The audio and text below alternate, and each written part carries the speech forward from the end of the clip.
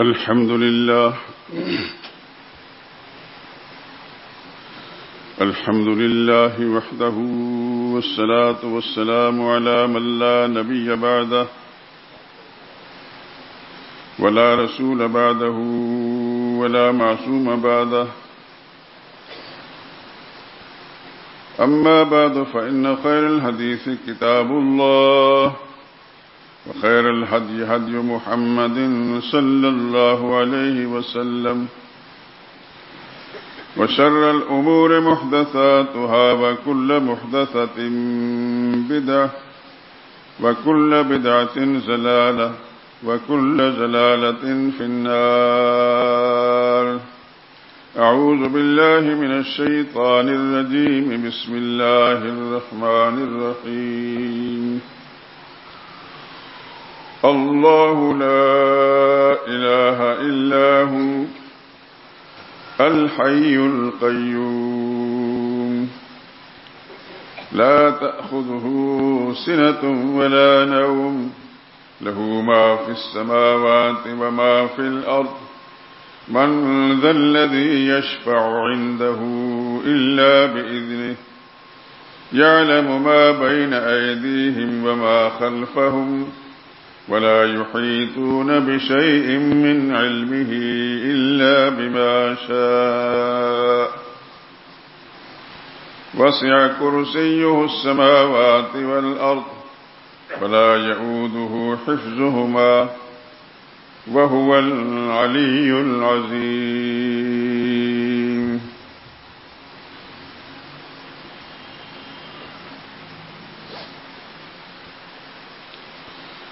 اللہ ہی الہ ہے، اس کے سوا کوئی اور الہ نہیں۔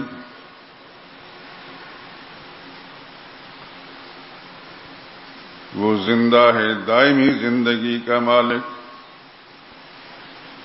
سارے عالم کو اسی نے تھام رکھا ہے۔ اسے نہ اونگ آتی ہے اور نہ نیند،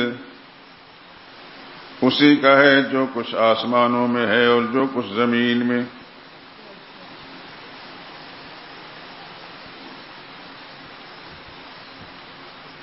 کون ہے جو اس کی سفارش کے اجازت کے بغیر کسی کی سفارش کر سکے؟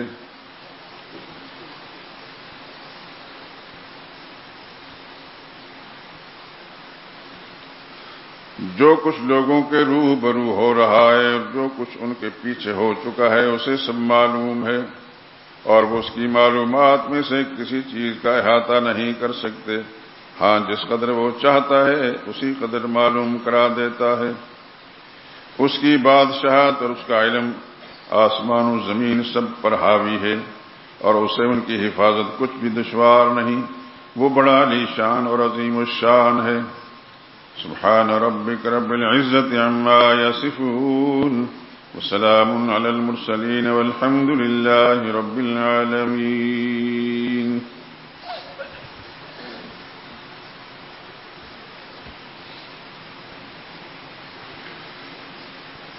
درود پاک پڑھ لیں۔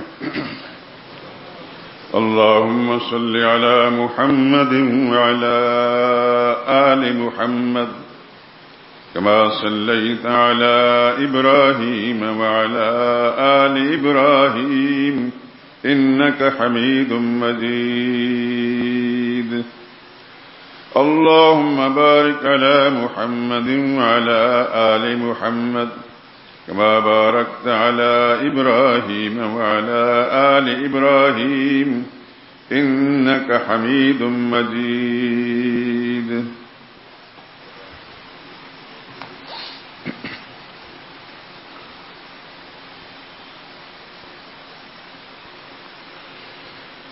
یہ میرا ایمان ہے، میرے خدا تیرے سوا کوئی داتا ہے نہ کوئی دوسرا مشکل کشا۔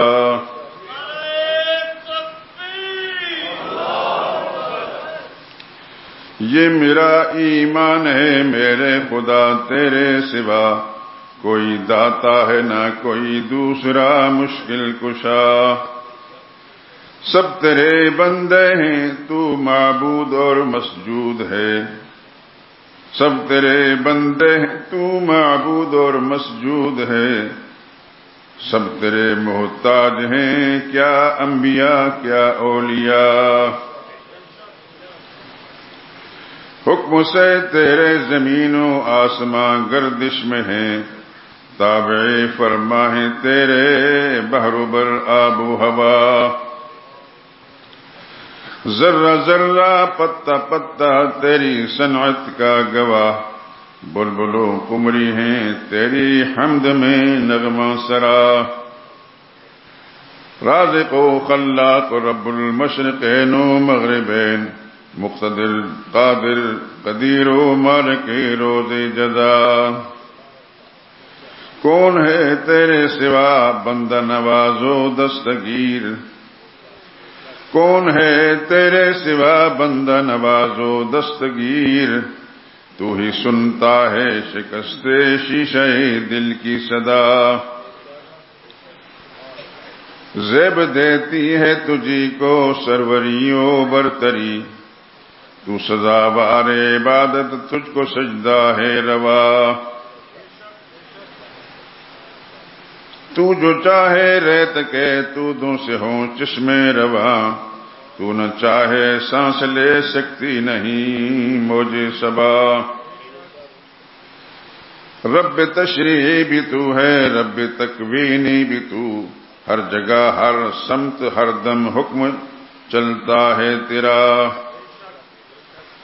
ذرہ ذرہ کہہ رہا ہے اشہد اللہ الہ، ذرہ ذرہ کہہ رہا ہے اشہد اللہ الہ، پتا پتا کی زباں ہے اور حمد کبریا۔ تو وہ قادر تیری قدرت عرش کرسی کو محیط ہے، تیری فرما روائی میں ظہور استوا۔ رہنمائی کے لیے مبعوث فرمائے رسول، رہنمائی کے لیے مبعوث فرمائے رسول، مدتوں تک یہ مقدس سلسلہ چلتا رہا۔ ہو گیا اتمام نعمت آنے والے آ گئے، آخری نقطہ پہ یہ دور نبوت رک گیا۔ یہ میرا ایمان ہے میرے خدا تیرے سوا، کوئی داتا ہے نہ کوئی دوسرا مشکل کشا۔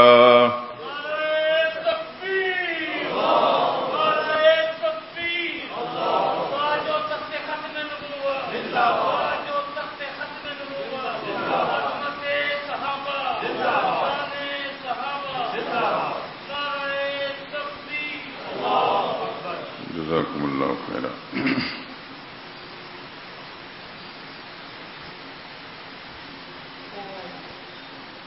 کچھ دوستوں نے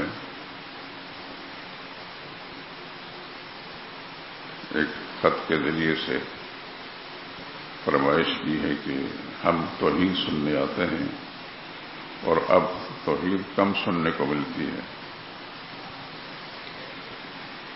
ٹھیک ہی ہے ان کے جذبات،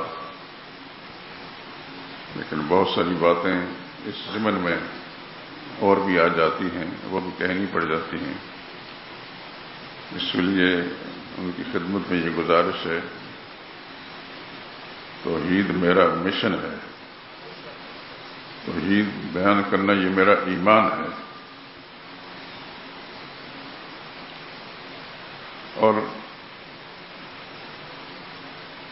کم و بیش 50 برس ہو چکے ہیں، یعنی نصف صدی ہو چکی ہے، کوئی رمضان ایسا نہیں گزرا جس میں اللہ کی توحید کا مسئلہ نہ بیان کیا ہو۔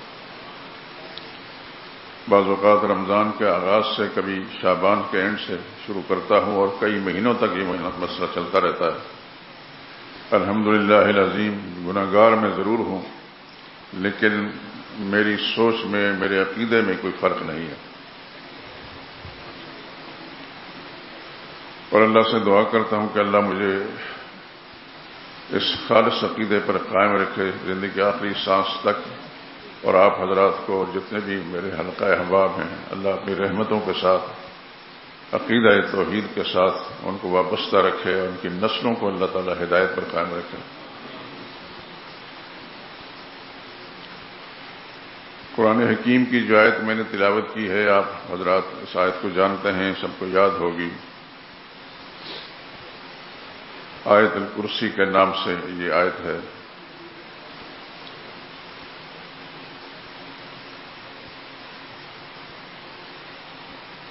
اس آیت کا اگر تجزیہ کیا جائے، خلاصہ نکالا جائے تو صرف دو باتیں نکلیں گی۔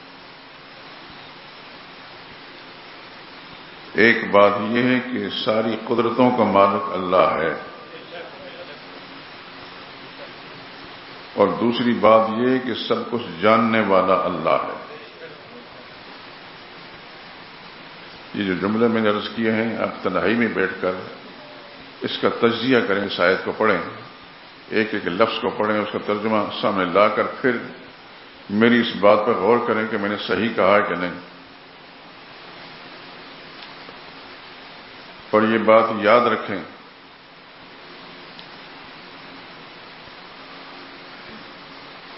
یہ زمین اور آسمان اللہ نے اور یہ سارا جہان بنایا اسی کے لیے۔ میں سنا چکا ہوں کہ سورہ طلاق، اس کی آخری آیت ابھی میں ایک دفعہ پھر سنا دیتا ہوں آپ کو، تاکہ میری یہ بات آپ حضرات کے ذہن میں موجود رہے۔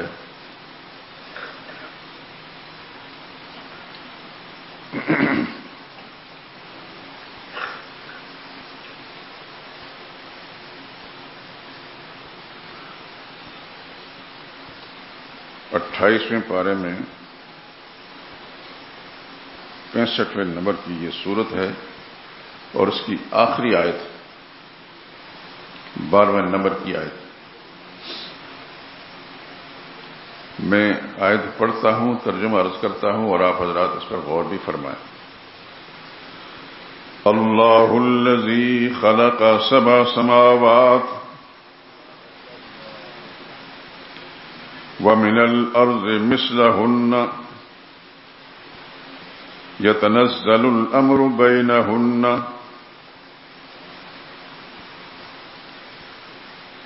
وہ اللہ ہی تو ہے جس نے 7 آسمان پیدا فرمائے۔ لفظ پیدا جو ہے مجھے کچھ اوپرا سا لگتا ہے، 7 آسمان بنائے۔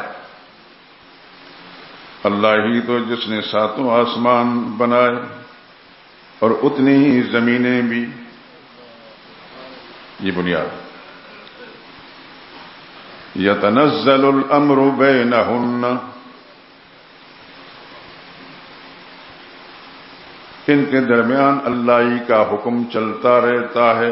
زمین میں جو کچھ ہوتا ہے اللہ کی مرضی سے ہوتا ہے، آسمانوں میں جو کچھ ہوتا ہے اللہ کی مرضی سے ہوتا ہے۔ یہ دعویٰ ہے، آخر میں اس کی دلیل لِتَعْلَمُوا، تاکہ تمہیں علم ہو جائے، تاکہ تم لوگ جان لو، تاکہ تم لوگ جان لو۔ یہ 2 باتیں، 7 آسمان بنائے، اتنی ہی زمینیں بنائیں، ان کے اندر اللہ ہی کا حکم چلتا ہے۔ کیوں ایسا کیا؟ لِتَعْلَمُوا، تاکہ تمہیں معلوم ہو جائے، تمہارے علم میں آ جائے، تم جان لو ان اللہ علی کل شیء قدیر، اللہ ہی ہر چیز پر قادر ہے۔ یہ ایک بات۔ دوسری بات، وَأَنَّ اللَّهَ قَدْ أَحَاطَ بِكُلِّ شَيْءٍ عِلْمًا، ہر چیز کو اللہ نے اپنے معلومات کے اندر گھیر رکھا ہے۔ خلاصہ کیا نکلا؟ 2 باتیں، ساری قدرتوں کا مالک بھی اللہ ہی ہے، سب کچھ جاننے والا بھی اللہ ہے۔ اسی کے لیے آسمان بھی بنائے، اسی کے لیے زمینیں بھی بنائی۔ اب آگے چلیں اس پر۔ اگر آسمان و زمین کی تخلیق کا مقصد یہ ہے تو پھر اللہ نے آدم علیہ السلام سے لے کر محمد مصطفیٰ صلی اللہ علیہ وسلم تک سارے انبیاء بھی بھیجے اسی کام کے لیے۔ کوئی دنیا کا انسان انکار نہیں کر سکتا کہ آدم علیہ السلام کی نسل میں سے اللہ نے جتنے پیغمبر پیدا فرمائے، پہلے پیغمبر حضرت نوح علیہ السلام تھے، جنہوں نے اللہ کی توحید کا مسئلہ بیان کرنا شروع کیا۔ 950 سال تک نوح علیہ السلام اسی مسئلے کو بیان کرتے رہے، قوم کے ساتھ الجھتے رہے قوم ان کے ساتھ الجھتی رہی، حتیٰ کہ ان کا اپنا بیٹا بھی نوح علیہ السلام کے مشن کے خلاف تھا۔ اور یہ جو کچھ میں کہہ رہا ہوں 12ویں پارے میں سورہ ہود پڑھ کر تفصیل سے دیکھ لینا۔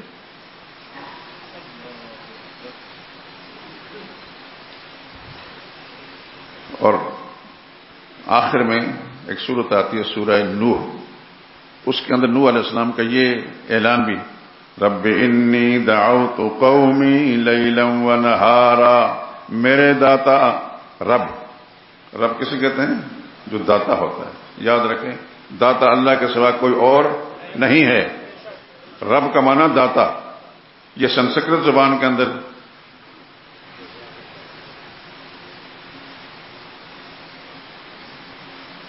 رب انی دعوت، میرے داتا میں نے دعوت دی، قومی اپنی قوم کو، کب؟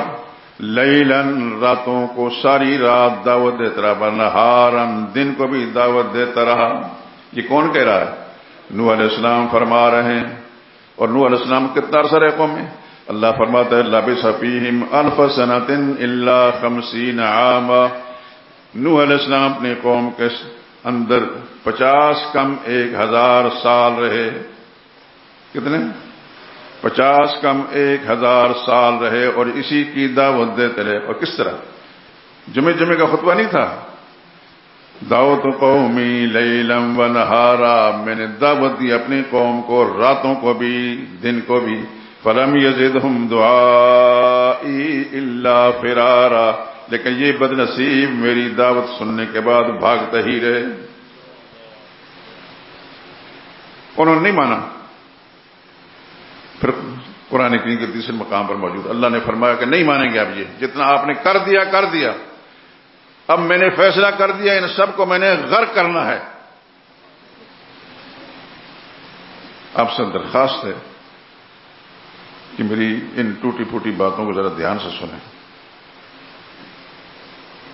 اللہ نے فیصلہ فرما دیا میں نے ان کو غرق کرنا ہے۔ اب آپ نے ایک کیا کرنا ہے؟ آپ پر جتنے لوگ ایمان لائے، کتابوں میں لکھا ہے کہ ایمان لانے والے نوح علیہ السلام پر 100 سے زیادہ نہیں تھے۔ 100 آدمی اس سے زیادہ ایمان لانے والے نہیں تھے، اور پیغمبر نے دعوت کتنا عرصہ دی؟ 950 سال۔ اور دعوت کس انداز سے دی؟ دن کو بھی اور رات کو بھی، ایک ایک کو پکڑ کر بھی اس کو سمجھایا۔ اللہ نے فرمایا اب یہ نہیں مانیں گے، اب میں نے فیصلہ کر لیا ہے کہ ان کو صفحہ سے مٹانا ہے، لیکن آپ نے یہ کرنا ہے کہ آپ ایک کشتی بنائیں، کشتی بنائیں، وصنع الفلک قرآن میں ہے، کشتی بنائیں۔ اور قرآن کہتا ہے کلما مر علیہم ملأ من قومہ سخروا منہ، خدا کے پیغمبر کشتی بنا رہے ہیں اور جتنے مشرکوں کے سرغنے ہیں وہ چودھری جو تھے وہ اللہ کے پیغمبر کا مذاق اڑا رہے ہیں کہ کل لیڈر بن کر آیا تھا، لیڈری نہیں چلی تو اب یہ کام شروع کر دیا۔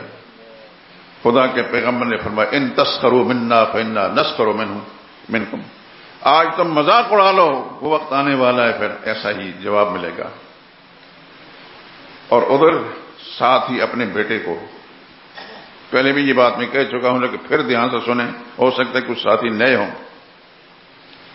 اللہ کے پیغمبر کا ایک بیٹا ہے، وہ بھی نافرمان، یعنی مشرک قوم کے ساتھ۔ نبی نے علیہ الصلوۃ والسلام بیٹے کو بلایا، یا بنی ارکب معنا، میرے بیٹے ہمارے ساتھ کشتی میں سوار ہو جا۔ لیکن وہ شاید اس زمانے کے میں کیا تعبیر کروں، روشن خیال تھا کہ لیکن یہ ابا جان کیسی باتیں کر رہے ہیں، سیلاب آتے رہتے ہیں، وہ جو اونچا پہاڑ ہے اس تک تو کبھی نہیں کوئی پہنچا، میں وہاں چلا جاؤں گا، سآوی الی جبل یعصمنی من الماء، اور پہاڑ پر چلا جاؤں گا مجھے ڈوبنے سے بچا لے گا۔ اللہ کے نبی نے فرمایا صلی اللہ علیہ وسلم علیہ الصلوۃ والسلام لا عاصم اليوم من امر اللہ، بیٹا آج اللہ کے عذاب سے بچانے والا کوئی بھی نہیں، یہ روایتی قسم کا سیلاب نہیں، یہ خدا کا عذاب ہے۔ چنانچہ نہیں مانا اس نے، یہ نام نہاد روشن خیال جو ہوتے ہیں اس نے نہیں مانا، تو قرآن بتاتا ہے وحال بینہم الموج، باپ بیٹے کے درمیان گفتگو ہو رہی تھی، نوح علیہ السلام بلا رہے تھے کہ آج ہمارے ساتھ سوار ہو جا، بچ جاؤ گے، وہ نہیں سوار ہوتا تھا۔ اس اثناء میں اللہ کی عذاب کی لہر آئی، موج آئی، فکان من المغرقین، غرق ہو گیا، لیکن تھا تو بیٹا۔ آپ جانتے ہیں کہ بیٹا کتنا نافرمان کیوں نہ ہو، ماں باپ ہی ہوتے ہیں، ان کے دل میں احساس ہوتا ہے اس کی ہلاکت نہیں چاہتے۔ خدا کے پیغمبر کو تکلیف ہوئی علیہ الصلوۃ والسلام، تو پیغمبر نے بارگاہ الہی میں عرض کیا، میری بات کو میں سب دوستوں سے عرض کرتا ہوں، دھیان سے سنیں، آپ کو فائدہ ہوگا انشاءاللہ العزیز۔ میری نیت درست ہے، میرا رب جانتا ہے، میں چاہتا ہوں کہ ایک ایک بات اللہ کی کتاب کی اور انبیاء کرام کی دعوت کی آپ کے دل دماغ میں بیٹھ جائے۔ پتہ نہیں میں کب تک زندہ ہوں، لیکن آپ حضرات کا عقیدہ ٹھیک ہو جائے گا تو انشاءاللہ آپ کی وجہ سے میری نجات بھی ہو جائے گی۔ پیغمبر رقت قلبی کے ساتھ فرمایا رب ان ابنی من اہلی، میرے دادا یہ تو میرے گھر کا فرد تھا، یہ لڑکا جو غرق کر دیا یہ تو میرا بیٹا تھا۔ وانت احکم الحاکمین، اللہ کا جواب کیا آیا، یا نوح انہ لیس من اہلک، میرے پیغمبر نوح یہ آپ کے اہل میں سے نہیں تھا، آپ کے گھرانے کا فرد تھا، میں نے نام کاٹ دیا تھا۔ انہ عمل غیر صالح، اس کے اعمال خراب تھے۔ آخری جملہ فلا تسألنی، اللہ اکبر، انسان ہل جاتا ہے، فلا تسألنی ما لیس لک بہ علم، مت پوچھیں، مت سوال کریں جس کا آپ کو پتہ نہیں۔ اللہ اکبر، اللہ اکبر، وہ خالق کائنات ہے، مالک ہے، مرضی کا مالک ہے۔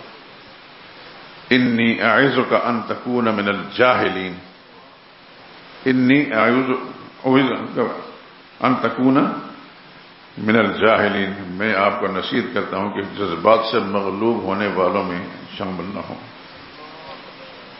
جاہل کا لفظ میں نے جاہل نہیں کیا کہ خدا کے پیغمبر ہیں، اس وجہ سے بعض اہل علم نے اس کا معنی یہ کیا ہے کہ جذبات سے مغلوب ہونے والوں میں شامل۔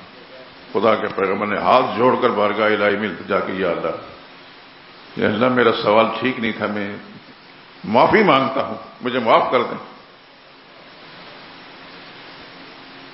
خیر، عرض کر رہا تھا، اسی کام کے لیے اللہ تعالیٰ نے نوح علیہ السلام سے سلسلہ شروع کیا۔ ہر پیغمبر آ کر یہی مسئلہ بیان کرتے تھے۔ میری بات کی طرف توجہ ہے؟ آپ کی توجہ مزید میں مبذول کراؤں گا۔ قرآن کریم کے اندر بہت سے انبیاء کے تذکرے ہیں نا، ان کے شریعتوں کے اندر نمازیں نہیں ہوں گی، سجدے نہیں ہوں گے، زکاتیں نہیں ہوں گی، تو ان کا تذکرہ قرآن کریم کے اندر ہے، لیکن ان کی نمازوں کا ذکر نہیں، ان کی زکاتوں کا ذکر نہیں، صدقہ و خیرات کا ذکر نہیں۔ ان کا ذکر ہے تو توحید کے بیان کا ہے کہ فلاں نبی نے یہ کہا، فلاں نبی نے یہ کہا، فلاں نبی نے یہ کہا۔ معلوم ہوا کہ ساری کائنات کی تخلیق کا مقصد اللہ کی وحدانیت اور توحید ہے۔ یہ بھی قرآن کریم سے آپ نے پڑھ لیا ہوگا، سنا ہوگا علماء سے کہ کئی انبیاء اکرام علیہ السلام شہید ہوئے، قتل کیے گئے۔ خود محمد مصطفیٰ صلی اللہ علیہ وسلم کے ساتھ کیا کچھ نہیں ہوا۔ اب تو ماشاءاللہ مسلمان ہیں اور راسخ عقیدہ مسلمان ہیں۔ مسجد شہداء میں آنے والا مسلمان انشاءاللہ راسخ عقیدہ ہوگا، اللہ کی مہربانی سے۔ اللہ آپ کو قائم دائم رکھے۔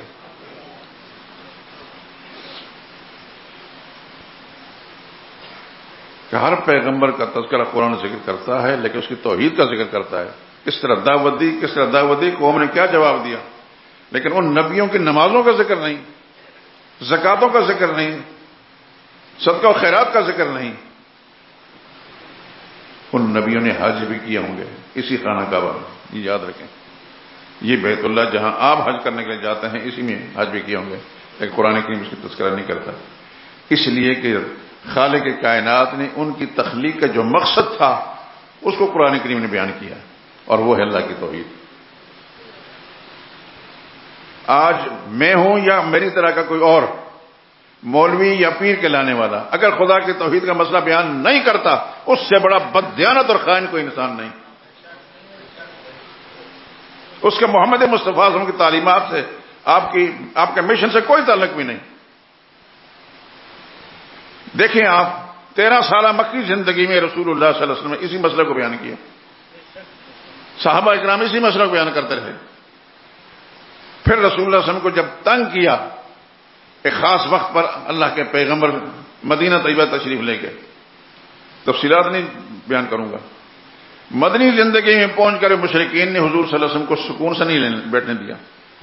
مدنی زندگی کے اندر پھر جہاد کا سلسلہ شروع ہو گیا۔ جہاد کس مقصد کے لیے تھا؟ یہ لڑائیاں کس مقصد کے لیے تھیں؟ اسی مسئلہ توحید پہ۔ رسول اللہ صلی اللہ علیہ وسلم ان سے اقتدار نہیں مانگتے تھے، سیٹیں نہیں مانگتے تھے، اللہ کی توحید کا مسئلہ بیان کرتے تھے۔ غزوہ بدر کو دیکھیں، غزوہ احد کو دیکھیں، غزوہ احزاب کو دیکھیں، دیگر غزوات کو دیکھیں۔ علماء نے لکھا ہے کہ کم و بیش 29 غزوات میں رسول اللہ صلی اللہ علیہ وسلم نے شرکت فرمائی۔ یہ کوئی دیوانگی تھی؟ معاذ اللہ سبحان اللہ۔ خدا کے پیغمبر ان سے زیادہ امن و امان پیدا کرنے والا، امن و امان کے مشن والا کوئی انسان نہیں، تو پیغمبر لڑائیاں کیوں لڑتے؟ لڑائی نہیں تھی، اصل مقصد تھا خدا کی توحید کا مسئلہ لوگوں کو سمجھانا تھا۔ جو نہیں سمجھتے تھے بدبخت، انہوں نے رسول اللہ صلی اللہ علیہ وسلم کا پیغمبر کا مقابلہ کیا، تو پھر پیغمبر نے اور پیغمبر کے ساتھیوں نے ان کا جواب دیا۔ رسول اللہ صلی اللہ علیہ وسلم اور صحابہ کرام لوگوں کو مارنے کے لیے نہیں آئے تھے، اس بات کو دھیان فرمائیں۔ رسول اللہ صلی اللہ علیہ وسلم لوگوں کو قتل کرنے نہیں تشریف لائے تھے، البتہ جنہوں نے حضور صلی اللہ علیہ وسلم اور صحابہ کرام پر یلغار کی، جارحیت کی، تو اس کا پھر جواب دیا۔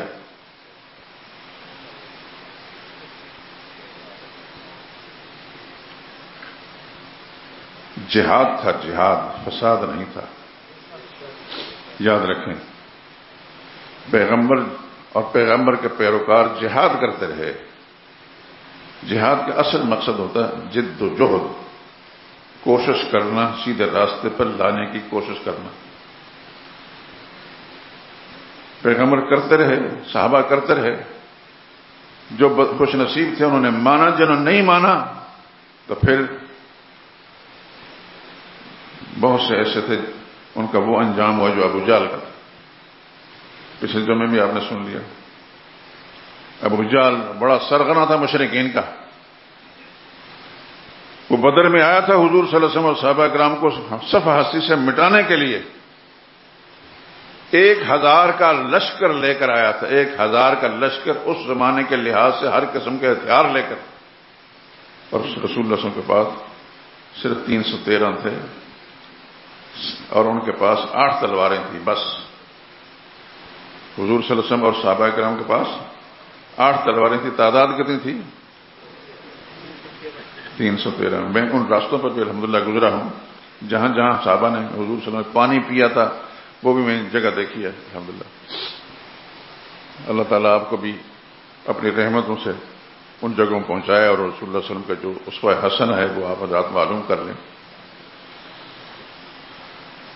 تو پھر ہوا کیا؟ ابو جہل مشن میں کامیاب ہو گیا؟ نہیں ہوا۔ ابو جہل وہاں سے اس کا دھڑ الگ گیا ہے اور سر الگ گیا ہے۔ دھڑ تو اس جگہ میں پھینک دیا گیا جہاں مشرکین مردار ہو گئے تھے، ان کو پھینک دیا گیا، لیکن اس کا سر کاٹ کے عبداللہ بن مسعود نے رسول اللہ صلی اللہ علیہ وسلم کے قدموں میں پھینکا۔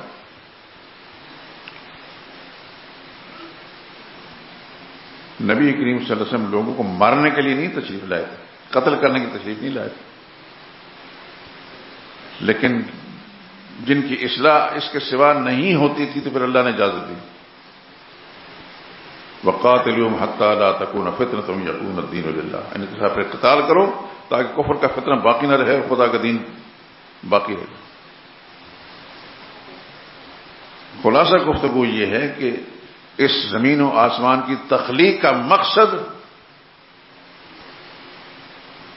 اللہ کی توحید، اس کا اثبات تھا کہ خدا کی زمین پر بسنے والے انسانوں کو پتہ چل گیا کہ ساری طاقتوں کا مالک اللہ ہے اور سب کچھ جاننے والا اللہ ہے. بس یہ دو باتیں یاد رکھیں.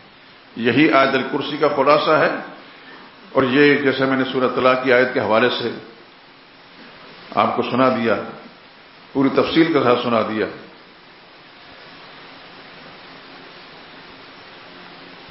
زمین و آسمان کی تخلیق کا مقصد اللہ کی توحید ہے. انبیاء کرام علیہ السلام کی بعثت کا مقصد اللہ کی توحید ہے. جتنی آسمانی کتابیں آئیں ان کی نزول کا مقصد اللہ کی توحید ہے.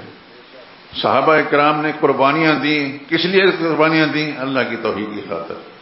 نہ ان کا مقصد کسی کو مارنا تھا، نہ کسی کو مار کھانا تھا. لیکن جب کوئی بدنصیب سیدھے راستے پر نہیں آیا تو پھر اس کا وہی انجام ہوا. میں نے پچھلے جمعے میں شاید اشارہ کیا تھا، غزوہ احد کے موقع پر رسول اللہ صلی اللہ علیہ وسلم کے ایک پھوپھی زاد بھائی اور رسول اللہ صلی اللہ علیہ وسلم کے سالے بھی عبداللہ بن جحش رضی اللہ تعالیٰ عنہ غزوہ احد کے مقام پر جہاں حضرت حمزہ رضی اللہ تعالیٰ عنہ شہید ہوئے ہیں، عبداللہ بن جحش بھی شہید ہوئے ہیں. عبداللہ بن جحش کی وہ دعا بھی میں نے آپ حضرات کو سنائی تھی، پھر سنا دیتا ہوں. شہادت سے پہلے احد کے مقام پر پہنچ کر ایک دوسرے صحابی کو پکڑ کر کہتے ہیں میں ایک دعا کرتا ہوں، آمین کہیں. آپ دعا کریں، میں آمین کہوں گا. آپ جذبات دیکھیں، ایمان کی قوت دیکھیں.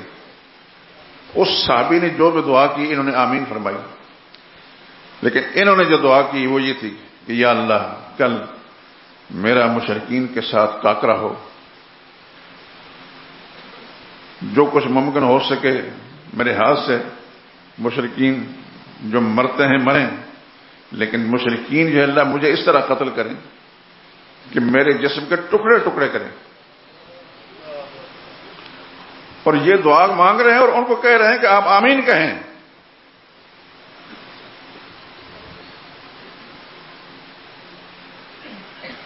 میرا سینہ چیریں، میری آنکھیں نکالیں، میرے کان کاٹیں، میرے بازو کاٹیں،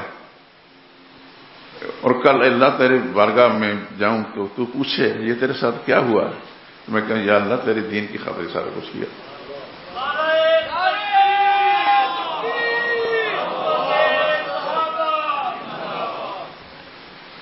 یہ کیا لوگ تھے، کیا لوگ تھے.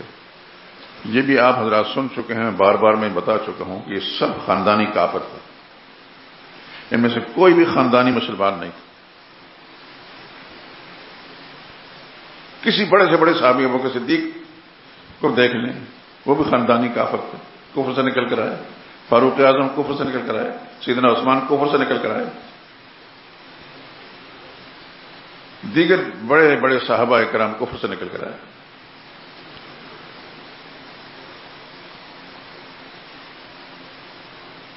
اور پھر ایمان کے دائرے میں آئے تو پھر اس کے بعد آج تک کوئی ماں لال ایسا جنم جو ابوبکر صدیق جیسا ہو، فاروق اعظم جیسا ہو، سیدنا عثمان جیسا ہو، سیدنا علی جیسا ہو، سیدنا حمزہ جیسا ہو. کفر سے نکل کر آئے تھے لیکن ایسے ایمان میں آئے کہ رش کے ملائکہ بن گئے. صدیاں گزر چکی ہیں، ان کے نظیر نہ پیش کی جا سکے. لیکن یہ سب کچھ کیوں ہوا، اس مقام تک کیوں پہنچے؟ خدا کی توحید کی خاطر سب کچھ کیا. ساری گفتگو کا خلاصہ یہ ہے. کسی ساتھی نے لکھا کہ ہم توحید سننے آتے ہیں. لفظ توحید ابھی اس کا معنی مطلب کھولنا ہے میں نے. توحید کا معنی ایک ماننا، ایک جاننا. توحید کا معنی ایک ماننا اور ایک جاننا. کس کو؟ اللہ تعالیٰ کی ذات کو ایک ماننا اور ایک جاننا. ایک کس چیز میں؟ اپنی ذات کے اعتبار سے بھی ایک ہے، صفات کے اعتبار سے بھی ایک ہے، اپنی قدرتوں کے اعتبار سے بھی ایک ہے. اس جیسا کوئی اور نہیں. جب تک کوئی شخص اللہ تعالیٰ کی ذات کے بارے میں ایسا عقیدہ نہ رکھے اس کا ایمان نامکمل ہے.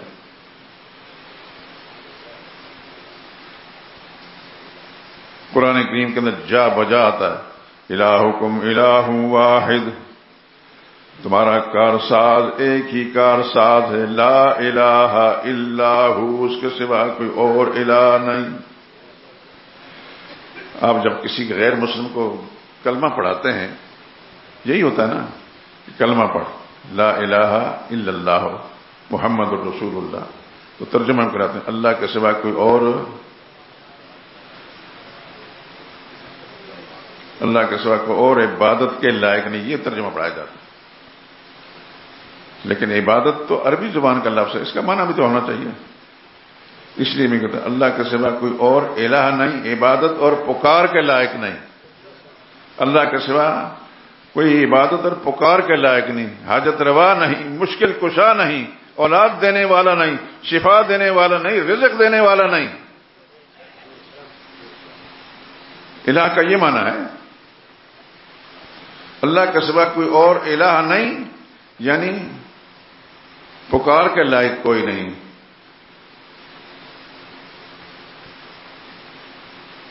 حاجت روا کوئی نہیں، مشکل کشا نہیں، حاجتوں میں تم پکارتے ہو تو پکارنے کے لائق صرف اللہ ہی کی ذات ہے، اس کے سوا کوئی اور پکار کے لائق نہیں، اور شفا دینے والا نہیں، کوئی غنا دینے والا نہیں، دولت دینے والا نہیں، سارے کارنامے کس کے ہیں؟ اللہ ہی کے ہیں۔ یہ زمین و آسمان میں جو کچھ نظر آ رہا ہے، جو آپ کے خیال میں آتا ہے، جو نظر میں آتا ہے، یہ سب اللہ ہی کا ہے، یہ سب اللہ ہی کا ہے۔ یہ درخت کس نے پیدا کیے؟ اللہ اکبر۔ ان کو ہریالی کس نے دی؟ ان درختوں کے اندر تاثیریں کس نے پیدا کی؟ دیکھیں باغات میں جاتے ہیں، بعض درخت ایسے ہیں کہ ان کا پھل اتنا میٹھا ہوتا ہے، اسی زمین کے اندر وہ ایک درخت ہے، اسی زمین میں دوسرا درخت ہے، اس کی لذت اور ہے، اسی میں تیسرا ہے، اس کی لذت اور ہے۔ یہ لذتیں الگ الگ کس نے بنائی ہیں؟ یہ سب کچھ کرنے والا اسی کو الہ کہتے ہیں، اسی کو الہ کہتے ہیں۔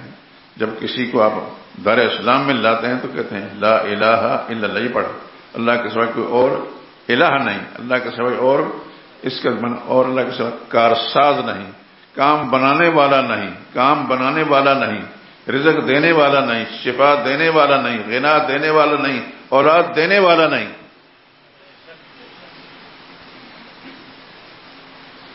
جا بجا قرآن حکیم کے اندر لفظ الہ آتا ہے، آیت الکرسی کے اندر بھی اللہ لا الہ، اللہ ہی الہ ہے اور کوئی الہ نہیں، اللہ ہی الہ ہے اور کوئی الہ نہیں۔ کاش کہ ہماری امت کو، امت مسلمہ کو الہ کا معنی سمجھ میں آتا ہے، خدا کی قسم یہ معنی سمجھ میں آتا ہے تو پھر انسان کی کیفیت عجیب ہو جاتی ہے،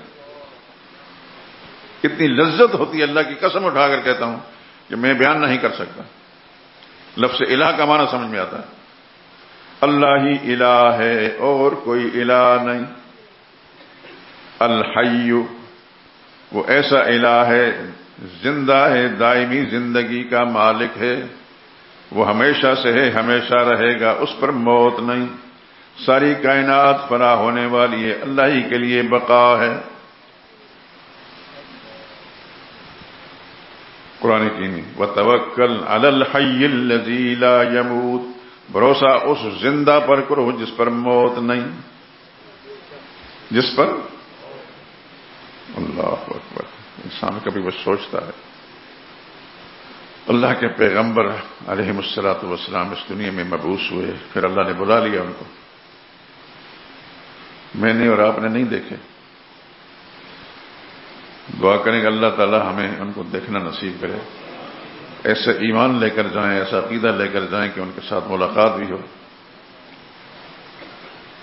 لیکن اللہ وہ ذات ہے کہ جس پر موت نہیں، یہاں سے فرق پتہ چلتا ہے خالق اور مالک میں۔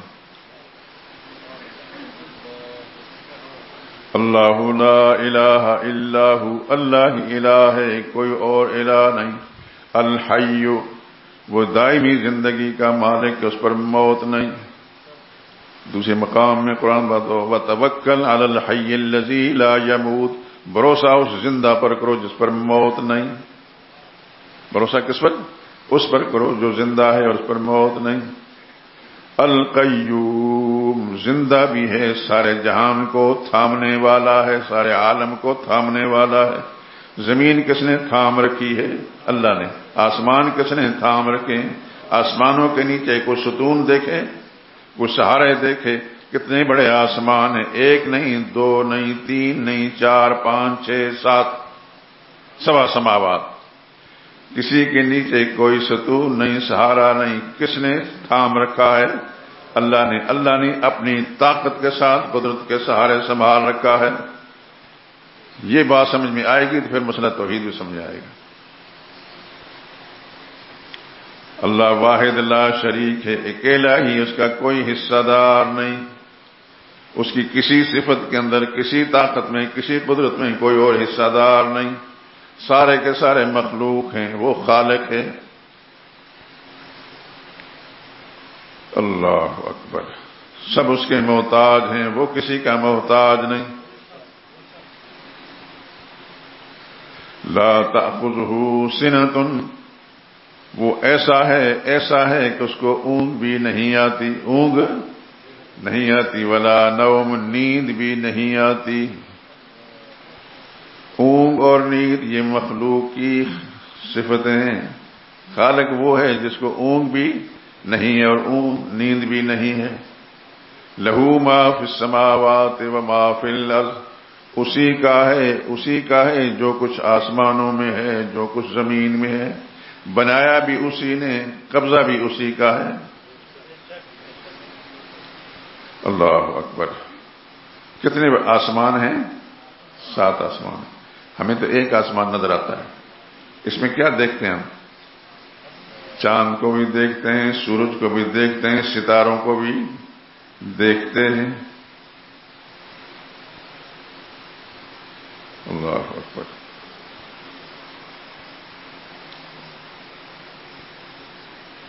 سورج کہاں ہے؟ کہیں لٹکایا ہوا ہے، چپکایا ہوا ہے؟ کہاں ہے؟ کچھ نہیں بتا سکتا، میں اور آپ نہیں بتا سکتے، بلکہ دنیا میں کوئی انسان نہیں بتا سکتا۔ سورج کے اندر بھی روشنی ہے، چاند میں بھی روشنی ہے، ستاروں میں بھی روشنی ہے۔ اللہ اکبر۔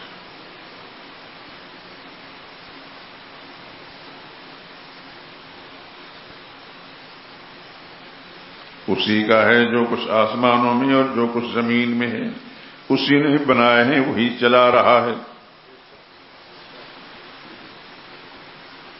من ذا الذی یشفع عنده الا باذنہ، کون ہے جو اللہ کی بارگاہ میں اس کی مرضی کے بغیر سفارش کر سکے؟ اللہ اکبر، اللہ اکبر۔ قرآن کریم کے مضمرات پہ جو غور کرتے ہیں، اللہ کی قسم عجیب سی کیفیت بن جاتی ہے دل و دماغ کی۔ اللہ اکبر۔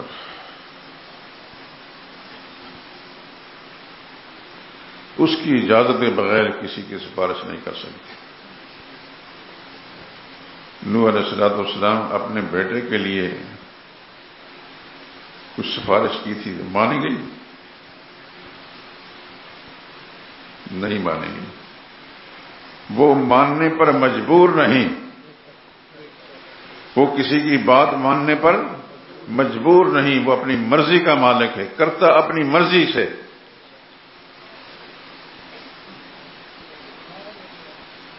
ابراہیم خلیل اللہ تذکرہ آپ نے سنا ہے، پڑھا بھی ہوگا۔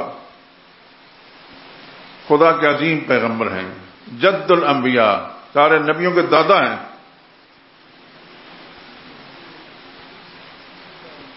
لیکن باپ مشرک، باپ مشرک۔ 16ویں پارے میں سورہ مریم پڑھیں گے، اس کے اندر ابراہیم علیہ السلام کی وہ دعوت، باپ کو جو توحید کی دعوت دی ہے وہ سب موجود ہے۔ باپ نے نہیں مانا، کہا نکل جا میرے گھر سے۔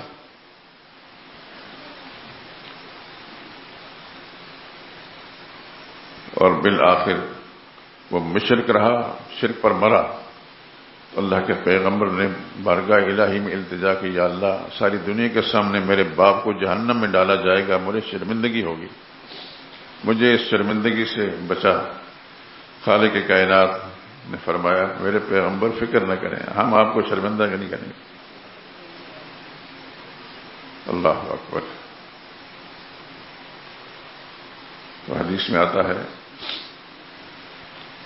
اللہ فرمائیں گے اپنے ابراہیم علیہ السلام فرمایا اپنے پاؤں کی طرف دیکھیں، قدموں کی طرف دیکھیں گے تو وہاں ایک بجو پڑا ہوگا، بجو کیچڑ میں گندگی میں لتھڑا ہوا بجو پڑا ہوگا، اس کو خدا کے فرشتے ہاتھ اور پاؤں سے پکڑ کر جہنم میں پھینکیں گے۔ فرمایا یہ تھا تمہارا باپ۔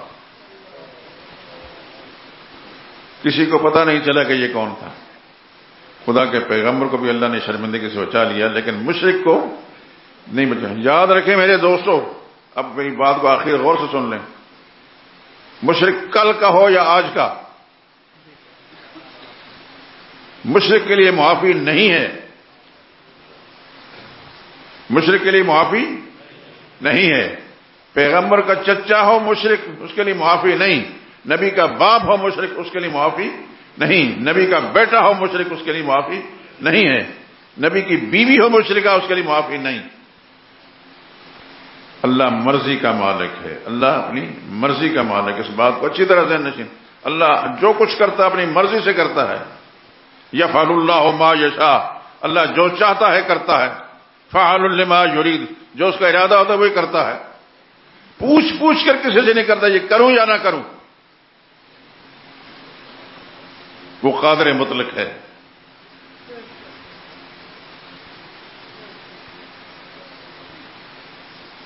ابراہیم خلیل اللہ عظیم پیغمبر، عظیم پیغمبر۔ ابراہیم خلیل اللہ اسماعیل علیہ السلام کے والد، اسحاق علیہ السلام کے والد، یعقوب علیہ السلام کے دادا، یوسف علیہ السلام کے پردادا، اور حضور صلی اللہ علیہ وسلم نے فرمایا انا دعوت جدی ابراہیم، میں اپنے دادا ابراہیم کی دعوت یعنی ان کی دعا کا خلاصہ بن کر آیا ہوں۔ قرآن کریم میں آتا ہے ربنا وابعث فیہم رسولا منہم، خانہ کعبہ کی تعمیر کرنے کے بعد پھر وہاں دعا مانگی دونوں باپ بیٹوں نے، یا اللہ یہاں اپنے رسول بھیج۔ پھر اللہ نے رسول بھیجا محمد مصطفیٰ کی طرف، تو حضور نے فرمایا انا دعوت جدی، میں اپنے دادا ابراہیم کی دعاؤں کا خلاصہ بن کر آیا ہوں۔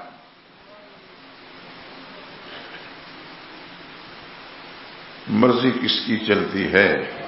مسئلہ توحید یہ ہے کہ مرضی کا مالک ہے اللہ، اللہ پر کسی کی مرضی نہیں چلتی، اللہ کی مرضی ہر ایک پر چلتی ہے۔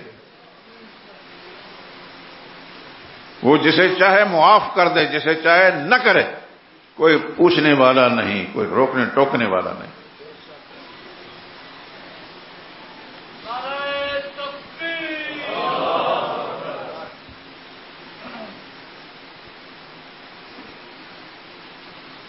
اللہ سے دعا کریں کہ اللہ تعالیٰ ہم سب کے عقیدہ توحید درست فرما دے، ہماری خواتین کے عقیدے ٹھیک ہو جائیں، ہمارے بچوں کے عقیدے ٹھیک ہو جائیں، ہماری نسلوں کے عقیدے ٹھیک ہو جائیں، ہمارے حلقہ احباب کے عقیدے ٹھیک ہو جائیں، کسی کا عقیدہ خراب نہ ہو، تو پھر تو سمجھیں کہ ہم نے اس دنیا کے اندر زندگی کامیاب زندگی گزار دی، اور خدا نخواستہ ہم کوشش کرنے کے باوجود کسی کے عقیدے کو ٹھیک نہیں کر سکے۔ یہ بڑی افسوسناک بات۔